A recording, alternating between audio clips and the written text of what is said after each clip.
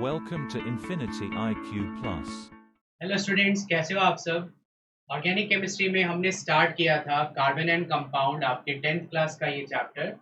और इसमें मैंने आपको अभी तक जो भी टॉपिक पढ़ाया, आई होप कि आपको वो अच्छे से समझ आ गया होगा। आज के इस शॉर्ट वीडियो लेक्चर में हम कवर करने वाले हैं आइसोमेरिज्म और मेनली फंक्शनल ग्रुप के बारे में। प्लस अब जो चैप्टर में रिमेनिंग टॉपिक आपका रह गया आइसोमेरिज्म और आज के टॉपिक के अलावा, वो सिर्फ chemical properties and saponification detergents वगैरह। आज का ये वीडियो लेक्चर काफी इंपॉर्टेंट है आपके कार्बन एंड कंपाउंड की जर्नी में। तो चलिए स्टार्ट करते हैं। सबसे पहले मैं आज बताऊंगा आपको आइसोमेरिज्म के बारे में। होमोलोगस सीरीज आपने प्रीवियस लेक्चर में पढ़ लिया है। होमोलोगस सीरीज के बारे में टोटल डिटेल आपको प्रीवियस लेक्चर में मिल जाएगा। आज के इस टॉपिक में हम डिस्कस कर रहे हैं आइसोमेरिज्म। तो होता क्या है आइसोमेरिज्म? देखो, जनरली आप सबको ये पता होगा कि यदि ऑर्गेनिक कंपाउंड्स हैं जिनका फॉर्मूला सेम है और स्ट्रक्चर डिफरेंट है, उनको आप क्या बोलोगे आपस में? आइसोमर्स। और इस फेनोमेनन को हम क्या बोलेंगे? आइसोमेरिज्म। डिफाइन कैसे करते हैं? Organic compounds having same molecular formula but different structural formula are called isomers of each other and the phenomenon is called isomerism. इसमें आपको दो तीन कीवर्ड याद रखना है। Organic compounds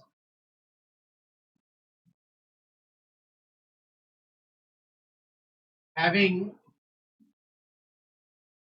same molecular formula but different structural formula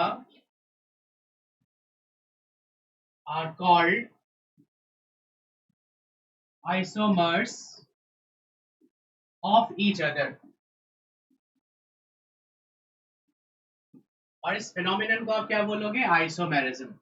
देखो, isomerism होने के लिए क्राइटेरिया क्या है? मॉलिक्यूलर फॉर्मूला सेम होना चाहिए और स्ट्रक्चरल फॉर्मूला क्या होगा? डिफरेंट। तो आइसोमेरिज्म के कई टाइप्स होते हैं, स्ट्रक्चरल आइसोमेरिज्म, स्टीरियो आइसोमेरिज्म, जो ब्रॉड स्केल पे आप क्लास 11th और 12th में पढ़ोगे। अभी हमारे सिलेबस में स्ट्रक्चरल आइसोमेरिज्म है और उसके अंदर का भी सिर्फ एक पार्ट, और वो है चेन आइसोमेरिज्म। अब क्वेश्चन है कि क्या आइसोमर्स की फिजिकल और केमिकल प्रॉपर्टी सेम होती है? जैसा मैंने आपको होमोलोगस सीरीज में बताया था कि होमोलोगस सीरीज के जितने भी मेंबर्स हैं वो almost similar chemical property show करते हैं, बट उनकी फिजिकल प्रॉपर्टी आप चेक करो तो वो वेरी करता है due to increase in molar mass. वही हम आइसोमर्स की बात करें, आइसोमर्स क्या करते हैं? Exhibit different physical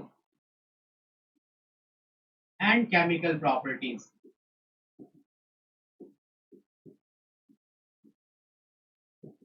chemical properties, right.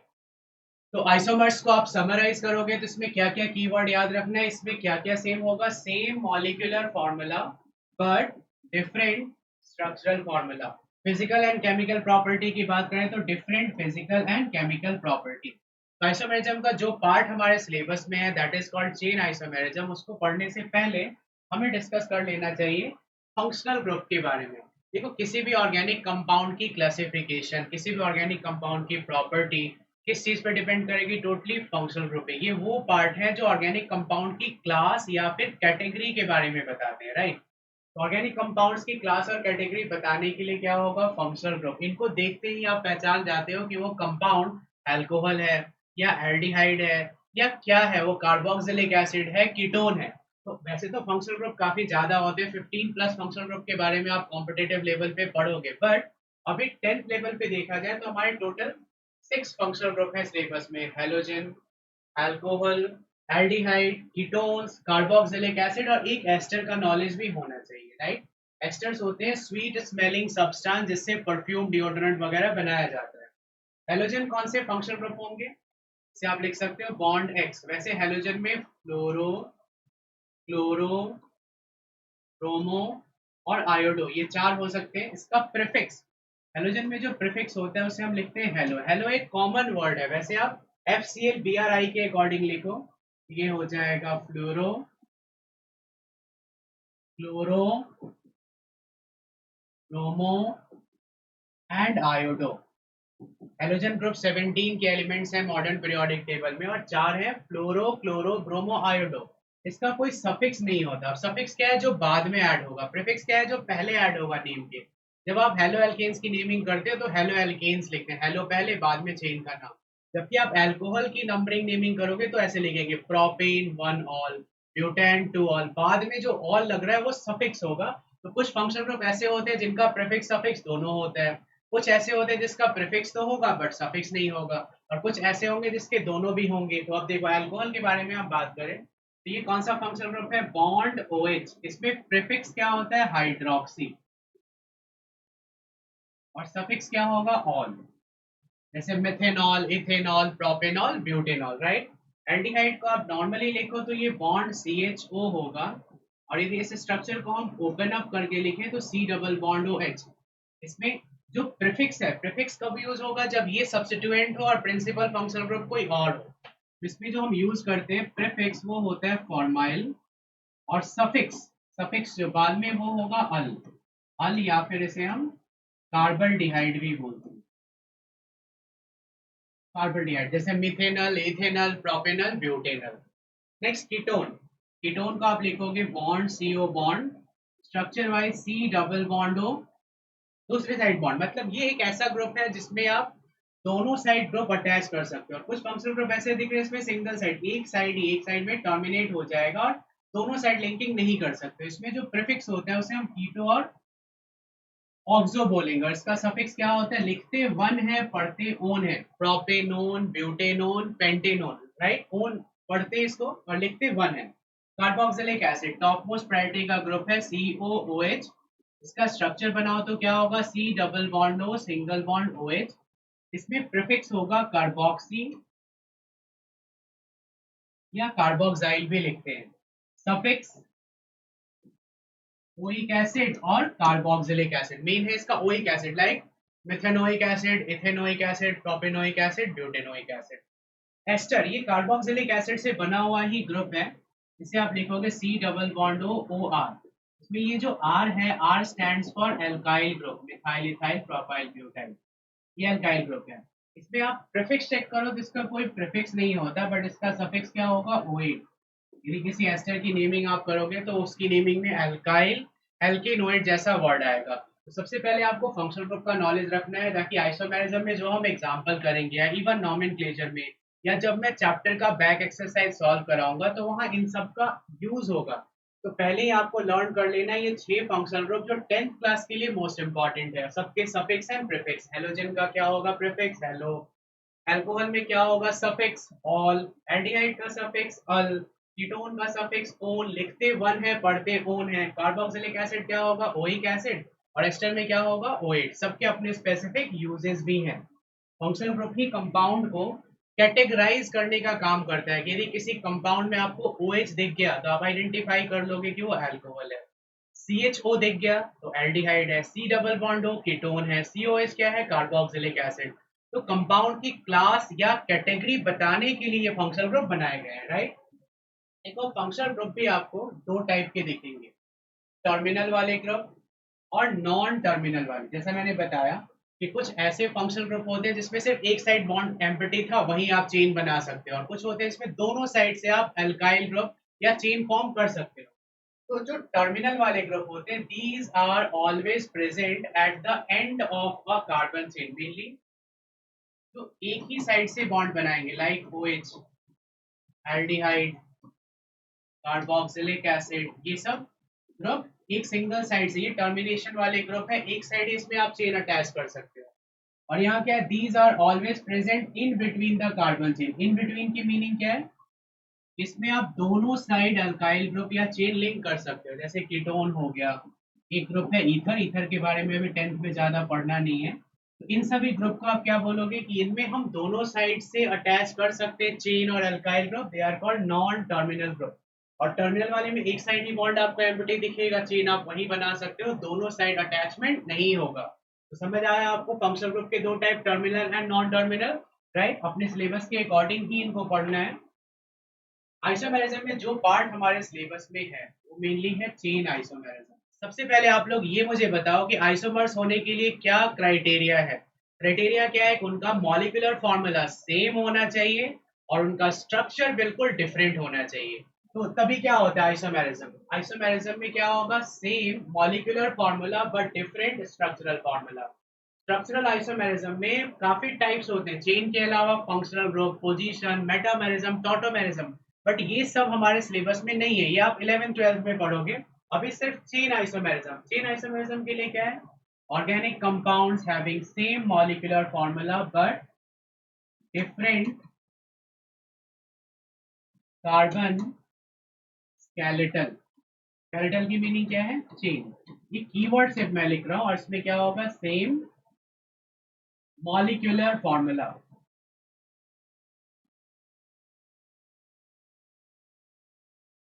Organic compounds में यदि मॉलिक्यूलर फॉर्मूला सेम है और उनका चेन डिफरेंट है, इसके कारण स्ट्रक्चर डिफरेंट हो गया, तो उसे आपस में क्या बोलोगे? Chain isomerism. और आइसोमर्स को हम क्या बोलेंगे? They are called chain isomers. इसके दो मेन एग्जांपल आप लर्न कर लो। सबसे पहला एग्जांपल है ब्यूटेन। ब्यूटेन एक एल्कीन है, इसका फॉर्मूला क्या होगा? पहले पढ़ाया हुआ, आप लोग कमेंट में बता सकते हो। CnH2n +2। यदि आप ब्यूटेन के लिए क्या इसमें अप्लाई करोगे? 4, तो फॉर्मूला क्या बन जाएगा? C4H10। अब C4H10 ब्यूटेन है, ब्यूटेन के कितने आइसोमर्स हो सकते हैं? तो ब्यूटेन के आइसोमर्स देखोगे तो एक नॉर्मल ब्यूटेन, एक आइसोब्यूटेन जो एलपीजी में यूज होता है, राइट?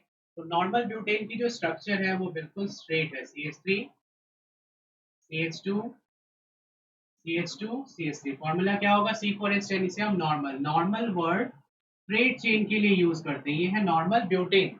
और आइसोब्यूटेन क्या होगा? CH3 CH, एक सिंगल ब्रांच बना दो, CH3 CH3, तो कॉमन नेम इसकी क्या है? आइसोब्यूटेन।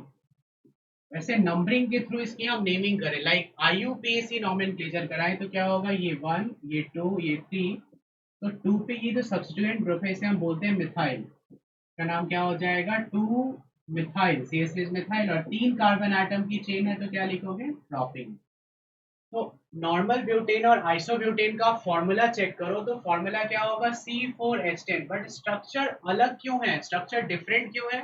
क्योंकि इनमें चेन लेंथ अलग हो गया, राइट? अब देखो इसका एक और एग्जांपल, दो ही एग्जांपल मेनली हमारे सिलेबस में है। दूसरा होगा पेंटेन। पेंटेन के फॉर्मूले के लिए आप CnH2n+2 अप्लाई करोगे तो फॉर्मूला क्या हो जाएगा? C5H12, right? तो पेंटेन में कितने आइसोमर्स होते हैं? ब्यूटेन में 2 है, पेंटेन में है 3। अब ध्यान देना आप कौन से 3 है? CH3 CH2 CH2 CH2 CH3। Normal pentane straight chain के कारण बोल रहे हैं। अब इसमें आप सिंगल ब्रांच बना दो, CH3 CH2 CH CH3 CH3। This is isopentane. अब इसकी हम IUPAC नेमिंग पे भी आएंगे, नॉमेनक्लेचर की प्रैक्टिस हमें करना। और डबल ब्रांच आप बना दो तो डबल ब्रांच वाले को हम बोलेंगे नियोपेंटेन। ये होगा नियो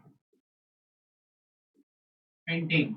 ब्यूटेन के कितने आइसोमर्स थे? 2, normal butane and isobutane. Pentane के कितने? 3, normal pentane, isopentane and neopentane. तो ये जो आइसो और नियो है इसकी हम IUPAC नेमिंग भी कर सकते हैं, लाइक नंबरिंग के थ्रू। 1 2, 2 पे क्या अटैच है? मिथाइल। CH3 को मिथाइल बोलते हैं, याद रखना। और 4 कार्बन एटम की चेन है तो ब्यूटेन। ये इसकी IUPAC नेम है। IUPAC नेम मतलब international union of pure and applied chemistry ने जो नेमिंग करना सिखाया है। इसमें आप नंबरिंग करोगे 1 2 3। यहाँ दो सब्स्टिट्यूएंट दिखेंगे, CH3 क्या होता है? मिथाइल, और ये दोनों दूसरे पे अटैच्ड है, जिसकी IUPAC नेमिंग क्या होगी? 2 2 di methyl, 2 2 di methyl topic.